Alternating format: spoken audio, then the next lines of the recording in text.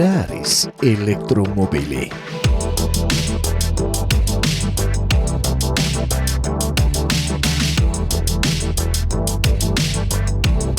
ეკომეგობრული, ულტრათანამედროვე და ხელმისაწვდომი მომავლის ტრანსპორტი თუ პირიქით, გადაადგილების ძვირადღირებული და არაპრაქტიკული საშუალება, რომელიც შუა გზაზე დატოვების მუდმივ შიშში გამყოფებს.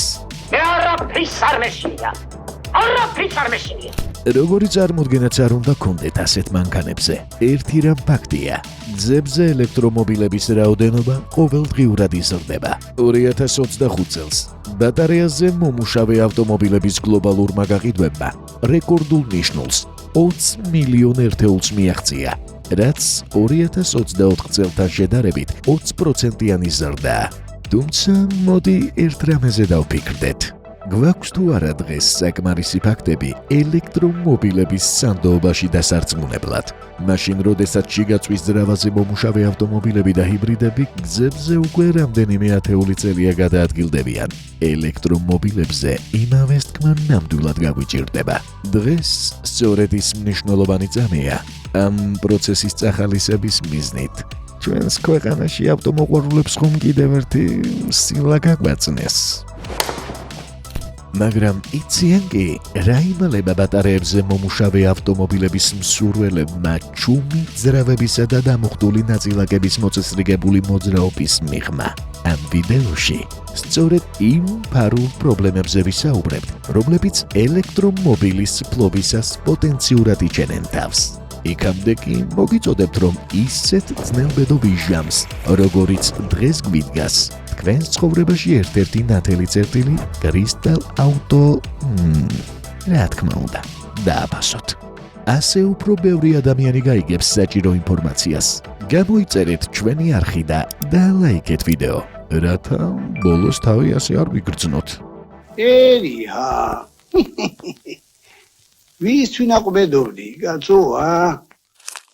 ინფრასტრუქტურა.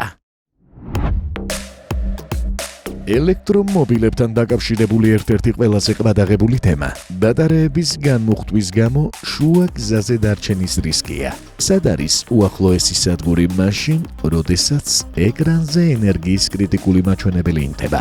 სწორედ აქ იწყება თავდავიწყება. დიახ ბატონებო, სწორედ მიხვდით. პირველ პრობლემას გაუმართავი ინფრასტრუქტურა ჰქვია. თეორიულად სახლის მიღმა ელექტრომობილების დამუხტვა ძალიან მარტივია. დასამუხტ სადგურთან უბრალოდ უნდა მიხვიდეთ. ელექტრომობილი დენის წყაროსთან დააკავშიროთ და კარგ შემთხვევაში 20-დან 40 წუთამდე დაელოდოთ. ლოდინის დრო ბატარეის ტიპზე და მდგომარეობაზეა დამოკიდებული. თუმცა რეალობა ბევრად განსხვავებულია ხოლმე. თუ ტექნიკაში კარგად ვერ ერკვევით და მობილურ აპლიკაციებში ხშირად იკარგებით, მოგვილოცავს. თითოეულ დასამუხტ სადგურს თავისი ოპერატორი ხავს. შესაბამისად გამოყენებამდე კონკრეტული აპლიკაციაც უნდა გადმოწეროთ. აპლიკაციას სახელფასო ბარათი, დაგროვების ბარათი და მთელი რიგი ზიზილ-პიპილოები უნდა მიაბათ. ამის შემდეგ კი უკვე გაჯაღარავებული ბედნიერი შეაერთებთ თქვენს ავტომობილს დენის წყაროში. თუმცა გაითვალისწინეთ, რომ ახლა იდეალურ შემთხვევას განვიხილავთ. ხშირად კი უფრო დიდი სირთულე იჩენს თავს. რიგები. თუ ფიქრობთ, რომ სხვა სადგურსაც მარტივად იპოვით, შესაძლოა ცდებოდეთ. მართალია მსოფლიოს ბევრ ქვეყანაში, მათ შორის საქართველოში ქსელი ფართობდება, მაგრამ მათი რაოდენობა მაინც არასაკმარისია. ელექტრომობილზე საცობებისა და გაუმართავი ინფრასტრუქტურის გამო სვლის მარაგის გათვლა კიდევ უფრო რთულდება. სწორედ ესაა ერთ-ერთი უახლესი საავტომობილო ტერმინის დამკვიდრების მიზეზი, რომელსაც range anxiety-ს, ანუ სვლის მარაგზე შფოთვას უწოდებენ. თითქოს შფოთისთვის დამატებითი მიზეზები გვაკლდა. მიუხედავად ყველაფრისა, არსებობს იმედი, რომ ინფრასტრუქტურა სწრაფად განვითარდება და ეს პრობლემა მოგვარდება. იმედი კი თქვენ ხართ ჩვენი ბატონები, ბოლოს გვდება. არაპროგნოზირებადობა. ინფრასტრუქტურულ გაუმართავობაზე არანაკლებ სტრესულია კიდევ ერთი საკითხი, რომელიც ელექტრომობილის მფლობელებს ხშირად მოსვენებას არ აძლევს. ეს არაპროგნოზირებადი მართვის დიაპაზონია. მიუხედავად იმისა, რომ წარმოებლები ერთი დამოხტვით X კილომეტრაჟის გავლის პირობას გვაძლევენ, უნდა ვიცოდეთ, რომ რეალობა ხშირად განსხვავებულია. მოდით, მაგალითისთვის ელექტრომობილების გიგანტური მწარმოებლის Tesla-ს ერთ-ერთი ყველაზე მოთხოვნადი მოდელი, Model Y განვიხილოთ. კომპანია გვპირდება, რომ ამ მანქანას ერთი სრული დამოხტვით 500 კილომეტრის დაფარვა შეუძლია. მაგრამ რა ხდება სინამდვილეში?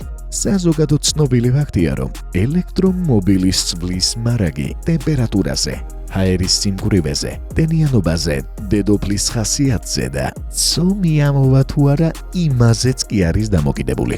მიუხედავად იმისა, რომ თანამედროვე ელექტრომობილების დიდ ნაწილს თერმული მართვის სისტემები და თბოტუმბოები აქვთ, გარემო პირობების დიდ მნიშვნელობას გვერდს ვერ ავუვლით. მაგალითად, სიცივეში ელექტროავტომობილების სვლის მარაგს 20-30%-ით კარგავს. სამართლიანობა მოითხოვს ვთქვათ ისიც, რომ ზამთარში შიგაწვლის ძრავიანი მანქანის წვაც იმატებს. თუმცა ამის გამო ქუჩაში დარჩენა ნამდვილად არ დაგემუქრებათ. ელექტრომობილის შემთხვევაში კი პირველ პრობლემას ეჯახებით ინფრასტრუქტურას და მასთან დაკავშირებულ თავგადასავლებს. ბატარეების მოვლა.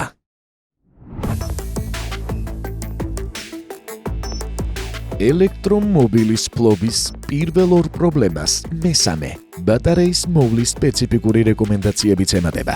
როგორც ეს სმარტფონების ან სხვა ელექტრომოწყობილობის შემთხვევაშია, წარმოებლები ელექტრომობილებზეც გვირჩევენ, რომ ბატარეა 20%-დან 80%-მდე დიაპაზონში დავმოხტოთ. დიახ, სწორად მიხვდით. სვლის მარაგი 100-დან 0%-მდე არ უნდა გათვალოთ. თუ რა თქმა უნდა, წესების დაცვის ბანაკიდან ხართ. სინამდვილეში სამუშაო დიაპაზონი მთლიანი ბატარეის 60%-ია. და ჩვენი Model Y-ის 500 კილომეტრიანი range ასე არხეინად 300 კილომეტრამდე ჩამოდის. აბა, და რა მოხდება მაშინ, თუ ამ ინფორმაციას ბოდიში მოგვითხოვია და ფეხებზე დაიკიდებთ და ბატარეებს არ მოუფრთხილდებით. ამასაც მოგახსენებთ. ასე დროს ისწავლით თუ რას ნიშნავს აკუმულატორის დეგრადაცია. სწავლის ძილი რომ წარი არის, ეს ჩვენზე უკეთესად გეწოდინებათ. დეგრადირებული ბატარეა კი სვლის მარაგს აბა გამოიცანით? დიახ, კიდევ უფრო ამცირებს.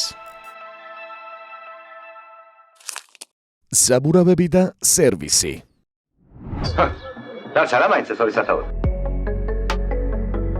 ელექტრომობილის შეძენის მთავარი მიზეზი წვრილ ბენეფიტებთან ერთად ხარჯების დაზოგვა, მაგრამ გიფიქრიათ იმაზე, რომ ელექტრომობილის შენახვამაც კი შეიძლება შეგაწუხოთ. სანამ ბატარეებზე მომუშავე მანქანის სერვისზე გადავიდოდეთ, არანაკლებ მნიშვნელოვან პრობლემაზე, საბურავების წვეთაზე უნდა ვისაუბროთ. იცით, რატომ სჭირდება ელექტრო და ჰიბრიდულ ავტომობილებს საბურავების უფრო ხშირი შეცვლა? პასუხი იმაზე მარტივია, ვიდრე წარმოგიდგენიათ. საბურავის წვეთის ყველაზე დიდი მტერი წონა და ძალა. საშუალოდ ელექტრომობილები ბენზინზე მომუშავე ალტერნატივებზე 20%-ით უფრო მძიმეა, რაც საბურავებზე დაწოლას სრდის. ამას ელექტრომობილების მყისიერი სიმძლავრეც ემატება. წარმოებლები ხომ მთელ PR კამპანიას ამ მახასიათებელზე აგებენ. და კვლევებით დასტურდება, რომ ელექტრომობილები როგორც წესი 15-20%-ით უფრო მეტად ცვითავენ საბურავებს, ვიდრე იმავე ტიპისა და ზომის ბენზინზე მომუშავე მოდელები. ნაშასადამე იზრდება საბურავებზე მოთხოვნა. გამოდის, რომ თქვენი ეკოლოგიურად სუფთა მანქანა არც ისე ეკოლოგიურად სუფთა და ამავდროულად საბურავების შეცვლა თავს ხშირად შეგახსენებთ. სერვისი. რა? ელექტრომობილის სერვისიო? ფიქრობთ ალბათ. დიახ ბატონებო, სერვისი. არსებობს მითი, რომ ელექტრომობილს სერვისი საერთოდ არ სჭირდება. რეალობა კი აქაც ცოტა სხვაგვარია და სჯობს მზად იყოთ, რადგან სერვის ცენტრში მისულს მოულოდნელი თანხის გადახდას კედელთან შეჯახების ეფექტი არ გქონდეს. შეიძლება იფიქროთ, რომ ელექტრომობილებს ნაკლები მოძრავი დეტალი აქვს, მაგრამ ტრადიციულ ავტომობილებთან შედარებით ტექნოლოგიურად უფრო კომპლექსურია. დაწყებული ელექტრობატარეებით, გაგრძელებული გაგრილების სისტემით და დასრულებული ელექტრონული სისტემით. მისი გამართვა კი გაგიკვირდება და იაფი არ ღირს. რა, თუ smartphone-ი გამოდის მწყობრიდან, არ შეიძლება რომ ელექტრომანქანაც გაგიფუჭდეთ. მაგალითად, მიშელის კვლევა მაჩვენა, რომ 2024 წელს ელექტრომობილების შეკეთების საფასური ყველა სხვა ტიპის ავტომობილთან შედარებით უფრო მაღალი იყო და ზრდასაც სტაბილურად განაგრძობდა. თუ ამერიკის შეერთებულ შტატებში ელექტრომობილების შეკეთების საშუალო ხარჯი $6,236, შიგაწვის ძრავიან ავტომობილებში ეს $5,000 ფარგლებში ტრიალებს. თუ ახლა გადამუშავებული ბოთლებისგან დამზადებულ სავარძელში სხეთხართ და ფიქრობთ, ეს ბიზი უცხოეთში ღირს ძვირი სერვისი თუ არა? ქართულ ჯიგრულ პონჩი იეფად გამიკეთებენ, აბა? ცდებით, როგორ ცდებით. იმის გამო, რომ ბაზარზე ელექტრომობილები სწორედ ახლა იკიდებს ფეხს. მათ შეკეთებასთან დაკავშირებული ცოდნა ქართულ ჯიგრულ პონჩიც მწირია.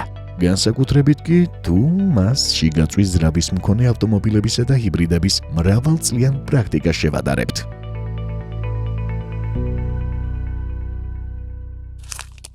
გრძელვადიანი საიმედოობა. ისეთი გიგანტების შემთხვევაშიც კი, როგორიც Tesla, სერვისული ქსელის სიმწირე შესაძლო ამპლობელისთვის დიდ თავისტკივილად იქცეს. ეს საკითხი პირდაპირ გრძელვადიანობის ფაქტორს უკავშირდება. დაფიქრდით, რამდენი ხანია რაც გზებზე Toyota-ს, Mercedes-ის და BMW-ს მსგავსი ტრადიციული მარკების ავტომობილებს ხვდებით. თითქოს მათი სანდოობა წლების გასვლასთან ერთად თქვენს თვალწინ გამოიცადა რა? ამ დროს რა მოლოდინები გაქვთ ისეთი ელექტრომობილების შემთხვევაში, რომლებიც ბაზარზე სულ რამდენიმე წლის წინ გამოჩნდნენ და თან მათი უმეტესობა ჩინური წარმომავლობის არიან. ვინაიდან დღეს ბაზარზე არსებული ელექტრომობილების მწარმოებელთა უმეტესობა შედარებით ახალი ბრენდებია, საკმარისი დრო არ ქონია იმისთვის, რომ მათი სანდოობა გრძელვადაში თავადვე გამოგვეცადა. რეალურად არავინ იცის რა მოხდება მაშინ, როდესაც 10-12 წელი ან უფრო მეტი გავა. ეს ყველაფერი ჯერჯერობით მაინც ბურუსით მოცულ საიდუმლოდ რჩება. თუმცა ესეც არაფერია იმ ფინანსურ ნაღმთან შედარებით, რომელიც ბატარეის შეცვლის ასტრონომიულ ღირებულებას უკავშირდება. მიუხედავად იმისა, რომ აკუმულატორების მასობრივი დაზიანების დამადასტურებელი ციფრები ჯერ არ გვაქვს, რისკი მაინც არსებობს. ეს რისკი კი ელექტრომობილების მფლობელებისთვის თავისტკივილად რჩება. კარგი ამბავი ისაა, რომ ბატარეაზე მომუშავე ავტომობილების დიდი ნაწილი დღეს ხანგრძლივი გარანტიითაა ხელმისაწვდომი, რომელიც ზოგჯერ 8 და 10 წელიც კი მოქმედებს. მაგრამ რა მოხდება მას შემდეგ, რაც ეს გარანტია მოიწურება? ეს საკითხი განსაკუთრებით აქტუალურია იმ მფლობელებისთვის, რომლებიც ავტომობილის ხანგრძლივი ვადით გამოყენებას გეგმავენ და გულწრფელად რომ ვთქვათ, ეს ლეგიტიმური შეშფოთებაა. ელექტრომობილებისთვის ბატარეის შეცვლის ღირებულება როგორც წესი $5,000-დან იწყება და $20,000-საც ცდება. ფასი ძირითადად ელექტრომობილის მოდელსა და აკუმულატორის სიმძლავრეზეა დამოკიდებული. მაგალითად, Tesla-ს ელექტრომობილების შემთხვევაში მომსახურების ხარჯის გარდა მხოლოდ ახალი აკუმულატორი შესაძლოა $20,000-მდე დაგიჯდეთ. შედარებით პატარა ზომის მოდელების შემთხვევაში კი ღირებულება $4,000-დან $7,000-მდე მერყეობს.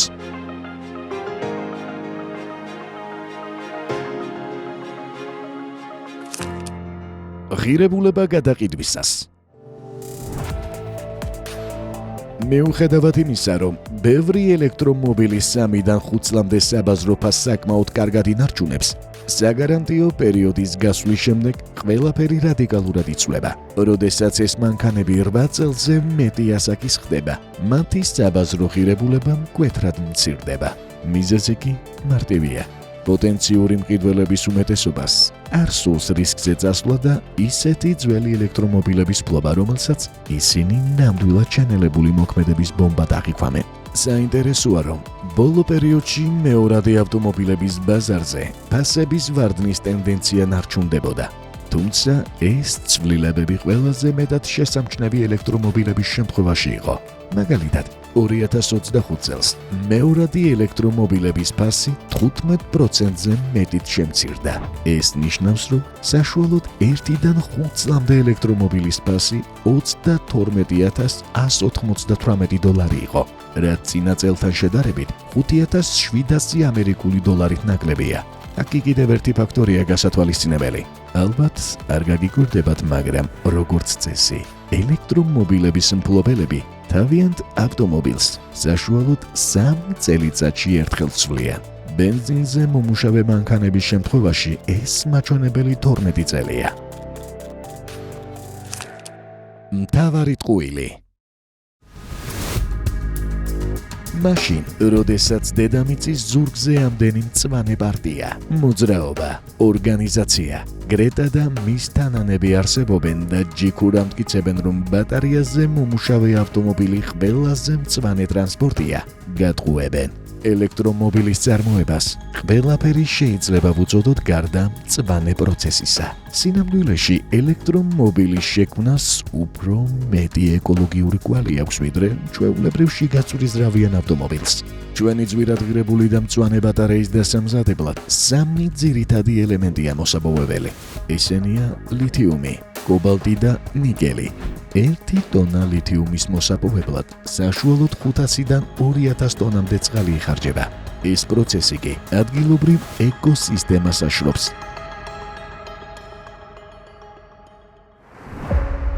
კობალტის მოპოვება ხშირ შემთხვევაში ტოქსიკური ნარჩენების გავრცელებით სრულდება. ასევე გასათვალისწინებელია ენერგოინტენსივობაც. იცოდით, რომ ელემენტების მწარმოებელი ქარხნები მუშაობისთვის უზარმაზარ ენერგიას იხენებენ, რაც ისევ და ისევ წიაღისეულის საწვევით გამომუშავდება. თუ ფიქრობთ, რომ ამით დავასრულეთ, ცდებით. მთავარი გამოწვევა ელემენტების გადამუშავებაა. ელექტრომობილის გადაადგილებით შექმნილ ეკოლოგიურ სისუფთავეს მისი შექმნის ბინძური პროცესი და მოგვიანებით სიცოცხლის დასასრული არანაკლებ ბინძური შედეგი ყველაფერს თავდაყირა აყენებს. რას გულისხმობთ? ასობით პატარა ბოჭკოსგან შემდგარი ბატარეა ჩვეულებრივი ქიმიური კოქტეილია, რომლის დაშლაც და ლითონების სუფთა სახით გამოყოფა დიდ რესურსს მოითხოვს. ეს ყოველივე კი კომპანიებისთვის ეკონომიკურად წამგებიანია. ახალი ბატარეის შექმნა უფრო იაფიჯდება, ვიდრე ძველი ელემენტის გადამუშავება. შესაბამისად, ამ პროცესს დაინტერესებული მხარე არ ჰყავს. აბარა უღოთ ამდენ ბატარეას, რომ გადავაგდოთ? ელექტრომობილის ბატარეას რომ თავი დავანებოთ, კედლის საათში ჩასადებ ბატარეასაც ახატია, რომ მისი ნაგავში გადაგდება პირდაპირ არ შეიძლება. ნაგავს აყრელზე მოხვედრილი ელემენტი ჩვეულებრივი ეკოლოგიური ბომბია. მათი ტოქსიკური ელექტროლიტები ნიადაგსა და მიწისქვეშა წყლებში აღწევს, რითაც ეკოსისტემა იწამლება. გარდა ამისა, ლითიუმ-იონური ელემენტები თერმული თვითაალებისადმია მიდრეკილი. მოდით, რიჩარდ ჰამონდის ამ ცნობილ ავარიას გაგახსენებთ.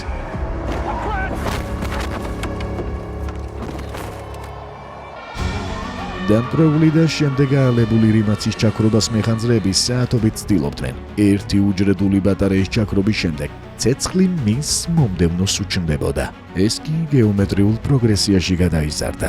აი დაახლოებით ისე, როგორც ჩვენს ბავშვობაში 9 თავიან გველეშაპზე გვყვებოდნენ. და რა მოხდება, რომ დავწვათ?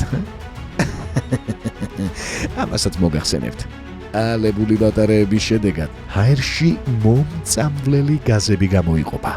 მოიცა, შიგაწვისძრავიანი ავტომობილების წარმოება სწორედ ჰაერზე და გარემოზე ზრუნვისთვის არ ვაჩერებთ. დასკვნით ნაწილში კი გეტყვით, რომ ამ ვიდეოს დედააზრი საზოგადოებაში ელექტრომობილების ზიზღის გაჩენა არა. ჩვენი მიზანი თქვენთვის იმ ფაქტების მოწოდება, რასაც ლამაზად გამოწყებილი მარკეტოლოგები და PR ექსპერტები უბრალოდ არ ამხელენ. სხვადასხვა ინფორმაციის მიღების შემდეგ კი გადაწყვეტილება თავად უნდა მიიღოთ. პრობლემები რომ ყველაფერს აქვს, ეს ახალი არაა, თუმცა არსებობს კარგი და ცუდი პრობლემები. არსებობს პრობლემები, რომლებიც გვაწყობს და ამის საწინააღმდეგოდ არსებობს პრობლემები, რომლებიც არ გვაწყობს. ისა კი სამყაროს ბალანსის დასაცავად მომავალში ერთ ვიდეოს ელექტრომობილის შეძენის დადებით მხარეებსაც მივუძღვნით. ხომ მოვუძღვნოთ? არა? აგვიწერეთ კომენტარებში.